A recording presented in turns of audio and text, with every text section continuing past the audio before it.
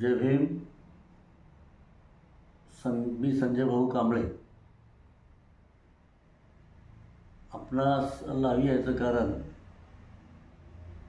दिनांक 8 ऑगस्ट 2024 रोजी आपल्या मथूर शहरामध्ये भारतीय दलित प्रांताच्या वतीने आरक्षण व संरक्षण हक्क परिषदेचे आयोजन करण्यात आलेले आहे.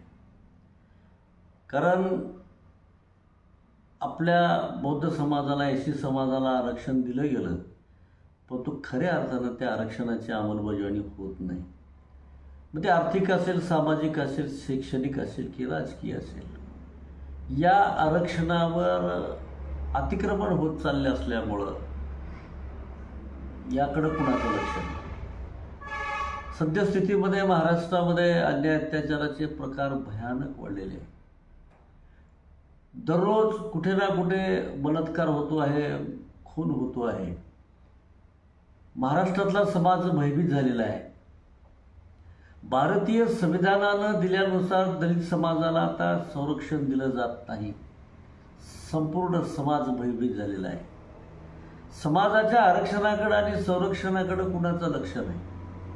आपलं आरक्षण हिसकावून घेतलं जात आहे. आपला समाज अडचणीत आहे, भयभीत आहे, याकडं कुणाचं लक्ष नाही. आपल्याला इतराच्या आरक्षणाचं काही देणं घेणं नसून आपल्या आरक्षणाच्या बाबतीत आपल्याला जागरूक राहावं लागणार आहे.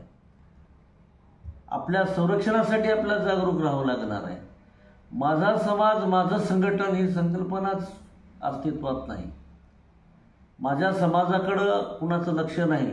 मी आणि माझंमध्ये सगळा समाज अडकला असल्यामुळे सबंध समाज महाराष्ट्रामध्ये अडचणीत आहे.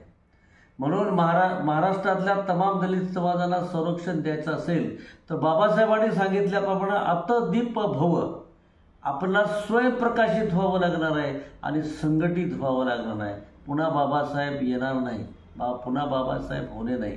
म्हणून समाजानं संघटित राहून आपले प्रश्न आपल्याला सोडवण्यासाठी 1972ची भारतीय दलित प्रांत पुन्हा ज्वलन करणे गरजेचे वाटल्यामुळं या ठिकाणी ॲडव्होकेट रमेशभाई खंडागळे यांच्या मार्गदर्शनाखाली संबंध महाराष्ट्रामध्ये नव्या जोमाने, नव्या दमाने माझा समाज माझं संघटन ही संकल्पना घेऊन अहमदपूरमध्ये सुरुवात आम्ही आरक्षण व हक्क परिषदेचे आयोजन करत आहोत.